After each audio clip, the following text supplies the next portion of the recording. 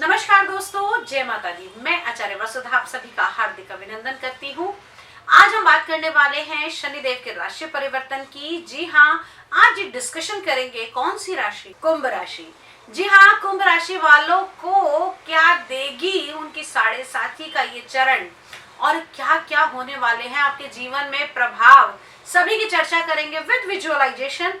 तो जल्दी से तैयार हो जाइए कॉपी पेन लेकर के क्या आपको नहीं करना है।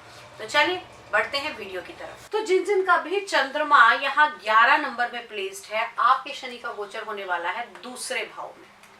अगर हम बात करें तो कुंभ राशि वालों का ये आखिरी चरण है, आखिरी 2.5 साल है आपकी 7.5 का। अब तक जो मानसिक चिंताएं सता रही थी, जो बाल झड़ रहे थे, अननेसेसरी की टेंशन हो रही थी, बोन्स में वीकनेस हो रही थी, पार्टनर्स के साथ हलचल हो रही थी, उन सबसे मिलेगी थोड़ी सी राहत और जाते जाते शनिदेव आपको काफी कुछ दे सकते हैं। अब दूसरा भाव माना जाता है आपके धन का भाव।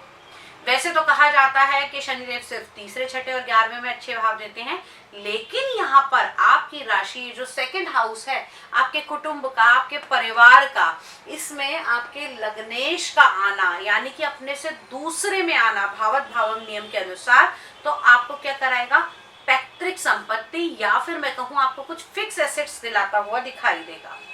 अब यही भाव है आपके मुख का, आपके दांतों का, और शनि को नाखूनों का और दांतों का कारक माना जाता है। तो यहाँ पर आएंगे तो डिस्टरबेंस करेंगे, दांतों में इरिटेशन होगी, कीड़े लग सकते हैं, डॉक्टर्स के पास जाना पड़ सकता है, फंगल इन्फेक्शन भी कई बार आपको हो सकता है नाखूनों से जुड़ा हुआ। और यही दूसरा भाव है आपके धन का भाव। तो किसी भी बड़े इन्वेस्टमेंट में पैसा नहीं लगाना है। इस धन को या फिक्स एसेट अगर हम इसे माने तो कोई भी मेजर डेवलपमेंट आपको इस समय नहीं करना है आपके कारोबार से जुड़ा हुआ। अब जाते जाते शनि की 7.5 है तो किसी को पैर पटक कर जाती है, किसी को बहुत परेशान कर जाती है और किसी के घर को भर कर जाती है। निर्णय आपके कर्मों के अनुसार होगा। अब बात कर लेते हैं, जब यहाँ शनिदेव आएंगे तो तीसरी दृष्टि पड़ेगी इनकी चतुर्थ भाव पर। हार्ट की पल्पिटेशन को बढ़ाएंगे, चेस्ट इन्फेक्शन को बढ़ा सकते हैं। जिन लोगों को हार्ट की डिजीज है या बीपी की प्रॉब्लम है, उन लोगों को इस समय में ब्लड प्रेशर हाई कर सकते हैं, हार्ट अटैक की प्रॉब्लम आपको हो सकती है।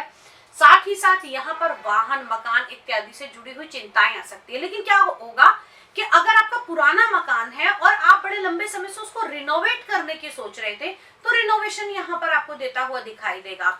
वाहन, पुरानी गाड़ी आपको दिलवा सकते हैं, लेकिन नई गाड़ी आप इस समय नहीं खरीदिएगा, नहीं तो परेशानियां ज्यादा हो सकती हैं। गाड़ी खड़ी रहेगी और उसमें बहुत ज्यादा पैसा लग सकता है।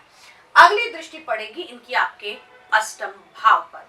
जो अष्टम भाव मानते हैं आपके मृत्यु का भाव, आपके आयु का भाव, आपके पेट के नीचे का हिस्से का भाव, आपके गुदा के भाव को अष्टम भाव मानते हैं। और वही मानते हैं इस अष्टम भाव को हायर स्टडी, रिसर्च का कारक, मंत्र तंत्र का ज्ञान।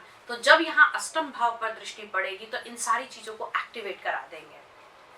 कहीं ना कहीं आपको ऐसा लगेगा कि मुझे सब कुछ छोड़कर, सारी दीन दुनिया से अलग होकर विरक्ति की तरफ जाना चाहिए। आप भगवान के अंदर अपने मन को लगाएंगे और साथ ही साथ मेडिटेशन के लेवल को बहुत हाई कर देगा। अगर आप किसी प्रकार के रिसर्च में हैं तो मेहनत से आपको इस समय डॉक्टरेट की डिग्री भी दिला सकता है। अब आप कहेंगे कि मैं तो डॉक्टरेट की परीक्षा नहीं दे रहा, फिर मुझे कैसे मिलेगी? इस समय में आप जो भी पढ़ाई कर रहे हैं, जिस भी विषय में आप कार्यरत हैं, उसमें आपको रिसर्च कराएंगे और आपको डीप नॉलेज देते हुए दिखाई देंगे। अब बात कर लेते हैं आपकी कुंडली के 11वें भाव की। 11वां भाव यानी कि आपके प्रॉफिट का, आपकी आय का, आपके इनकम का, आपकी इच्छा पूर्ति का, आपके लाभ का भाव है। जब शनिदेव की यहाँ दृष्टि पड़ेगी तो इसको एक्टिवेट कर देंगे। क्या करेंगे? रुका हुआ पैसा वापस आ जाएगा। साथ ही साथ अगर हम बात करें कि बड़े लंबे समय से, जैसा मैंने कहा ना, आप गाड़ी खरीदने की सोच रहे हैं, तो 11वें भाव के अंदर क्या होगा? आपने सोचा था कि मैं गाड़ी लूंगा, बहुत बड़ी गाड़ी लूंगा, तो बहुत बड़ी ना लेकर आपको छोटी गाड़ी अवश्य दिलाएंगे, पुरानी गाड़ी दिला सकते हैं। और साथ ही साथ अगर हम बात करें तो आपकी आय से जुड़ी हुई जो समस्याएं चल रही थी, जो आपको रिजल्ट नहीं मिल रहे थे, आपका पैसा रुक गया था, तो वो आपको इस टाइम पीरियड में कहीं ना कहीं कुछ हद तक आता हुआ दिखाई देगा। अब क्या करें शनिदेव के दुष्परिणामों से बचने के लिए, दुष्प्रभावों से बचने के लिए? ओम शम शनिश्चराय नमः, इसका जाप आपको नित्य नियम करना चाहिए, क्योंकि शनिदेव आपके राशि के स्वामी हैं तो आपको इससे इम्यूनिटी मिलेगी, आपकी हेल्थ डेवलप होगी और आपको शनि के बुरे प्रभाव नहीं देखने को मिलेंगे। साथ ही साथ इसमें दान नहीं करने हैं, माता को या माता स्वरूप कोई भी स्त्री हो उसकी सेवा आपको करनी है। अनाथ आश्रम में आप भोजन का दान कर सकते हैं। साथ ही साथ दोस्तों, अगर आपको शनिदेव को बहुत ज्यादा खुश करना है ना, तो सबसे पहले दीनहीनों की हेल्प करनी शुरू कर दीजिए।